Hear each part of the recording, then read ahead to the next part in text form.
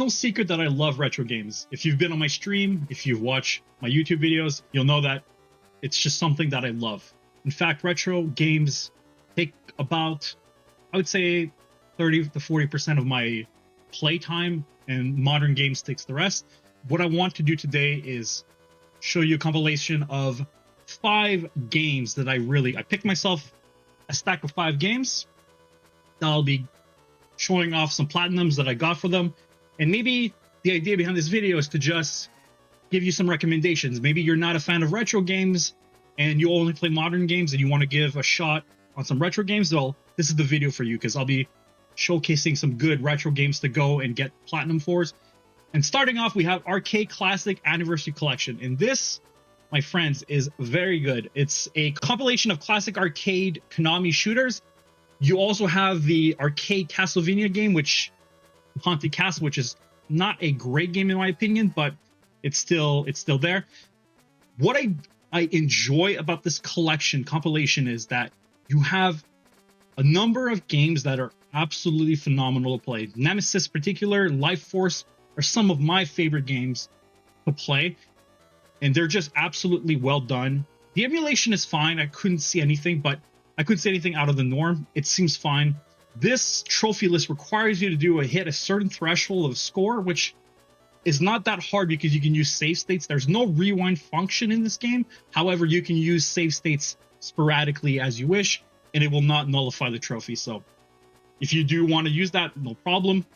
It's available, but I do really, really love this compilation. In fact, I did it recently, so this will show up on my February trophy review when I get to it, but it is an absolutely fantastic game compilation. Lots of good games. There are some games that are not great here. In particular, a game called Scramble that came out in 1981. I felt like it didn't really age that well. However, it's still interesting to go back and play it. It's a simple shooter that loops after about 3 to 4 minutes of simple gameplay, and then you start over again. I looked a bit into it, and it turns out the game was well received and was a critical hit back in the day. A lot of people seem to be very nostalgic for it, and they really loved it. However, since it was my first time playing it, I didn't really enjoy it as much, but I can understand why it has fans. The trophy itself, the trophy list, like I mentioned, it's not too difficult. Just get a bunch of scores, and you'll clear this game. It's pretty cheap as well, nothing too expensive. This was a limited run release, so if you don't care about physical, then you can just get it digitally. But if you do care about physical, this limited run did release this. And overall, not too bad. Scrabble will take you the longest time. It will take you about 20 minutes or so to just get the gold trophy. And it's every single trophy is score based, so you just have to hit the certain score threshold and then you're good to go. Next up, we have Midway Arcade's Origin. Now, this is honestly my favorite compilation. I love arcade games. I often enjoy playing them. The issue that I have with playing arcade games is that it's just a loop. So what I enjoy so much about this trophy list is that it's all event-based. So you have to hit a certain score and you will unlock that trophy. So if you'll notice here in the trophy list, a lot of it is just like 720, earn a gold medal on any event. So it's just very simple, single-minded trophies, like goals that you have. You don't have to do anything crazy. You don't have to beat the game. Now, this doesn't have save states, nor does it have rewind. So this is why I think it's a little rare, but it's not that hard. I had so much fun going through this and beating and getting the platinum.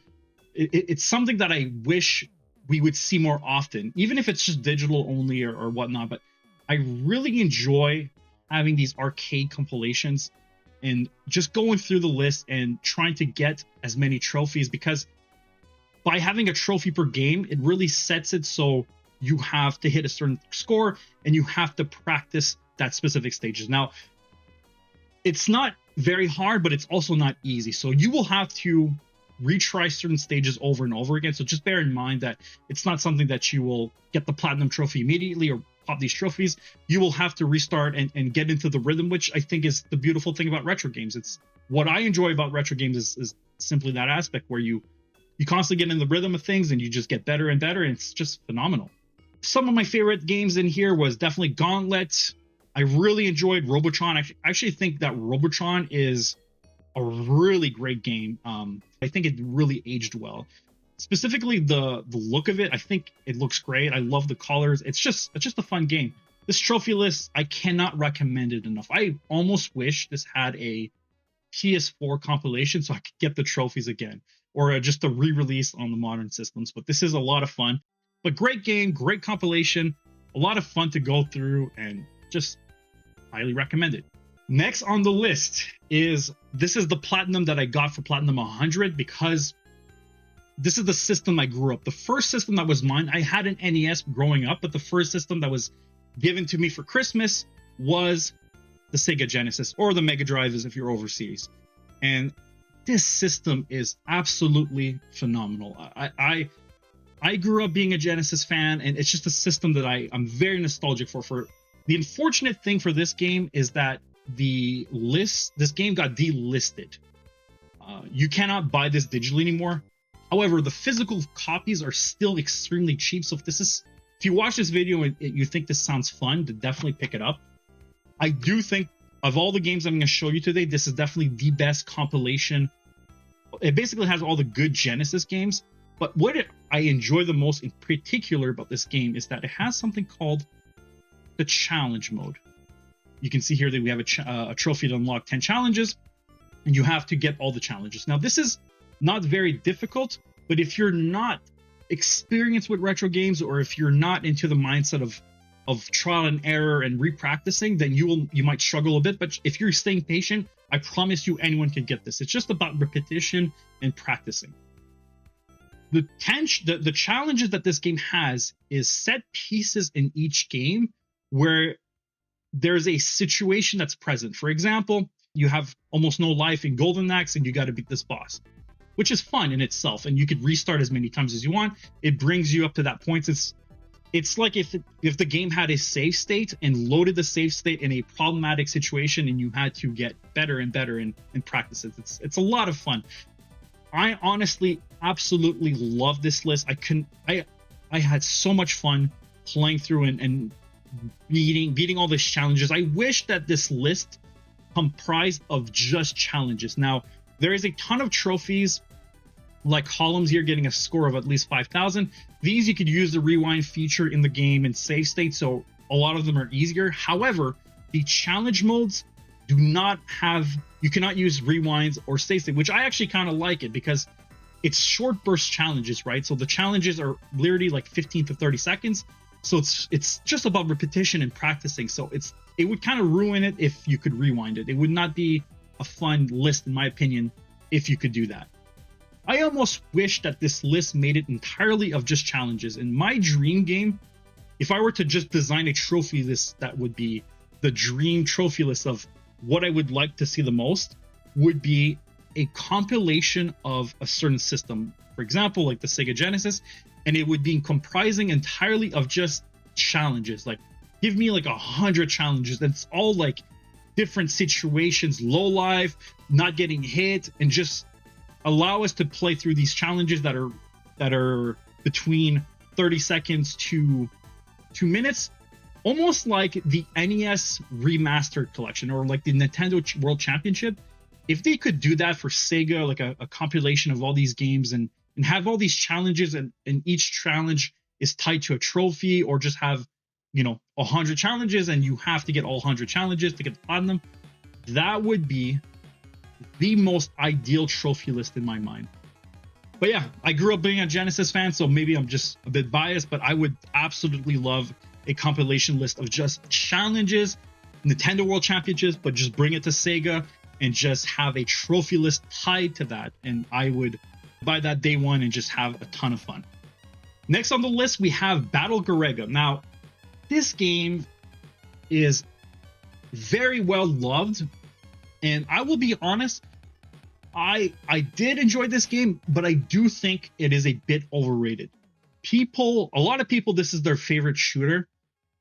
I enjoy it, but I did not love it as much as other people, but I still wanted to bring it up to this list because it is a fan favorite. People love this game, so I did want to bring it to the forefront just to show it in case you were curious. Now, I do have the physical down. This is pretty expensive. It is, in fact, one of the most expensive PS4 games.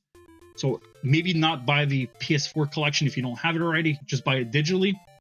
And this trophy list is not too difficult. You can use save states, you can use rewind. Actually, there's no rewind if I remember correctly, but you can use save states, and you can continue as many times as you want, because you can just put credits and credit feed the machine. This is also published by M2, which is honestly one of my favorite publishers, and they re-release games so well. They're, in my opinion, the poster child for how to re-release games in the modern era. They emulate it near perfection. They often add amazing new features. For example, in this game, the biggest criticism a lot of people had for this game was that bullets that were shot from the enemy ships, you could not see them that clearly, because a lot of times they blended with background. This game has a lot of effects, things blowing up, shrapnel flying across the room when you're blowing up tanks, when you're blowing up helicopters or whatever. There's just a lot of chaotic action on screen. So they added an option to highlight all enemy projectiles with a red glow, which makes it so much easier to view the enemy bullets, because oftentimes if you were to play with it off, you would get confused, and you might see this shrapnel flying across the room, and you might be thinking, oh, it's just a shrapnel, but in fact it was the enemy bullet. So just a nice feature. It's well appreciated. So this is why I absolutely love M2, and I gotta give them credit. Every single release they've done has been absolutely phenomenal. And for the final game, I have a game called Monster Boy and the Cursed Kingdom. Now, I know what you're gonna say. Hold on, this game, Monster Boy and the Cursed Kingdom, is not retro. And you're right. This game came out in 2018, but I love this game so much.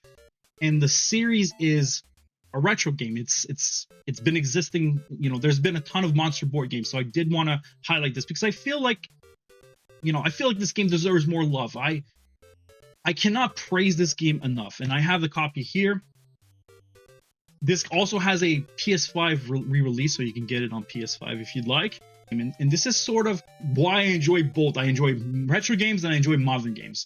A lot of people sometimes only play retro games and they miss out on a modern game, so they would miss out on this game, and vice versa, right? So you could just play modern games, you could also miss out on retro games. And why is it so important to play games that are modern and retro is for this exact reason. Now, this is a long-lasting series. Monster Boy games has been existing, and I loved every single one of them. And in my opinion, again, this is my opinion, this game right here, this entry in the Cursed Kingdom, is my favorite and is the best. I haven't played them all. I'm missing a few, but in my opinion, this is the best Monster Boy game released across every single era. So if you were to just play retro games, then you would miss out on this incredible game. So this is part of the reason why I wanted to make this video, is to highlight both games. I'm not going to go into crazy details about the trophies because I don't want to spoil it, but when I played this, I could not stop thinking about it. I immediately played through it. Some of the abilities you unlock in this game are so good. The game has beautiful music, just a phenomenal soundtrack. I just can't explain it how much I love it more than that.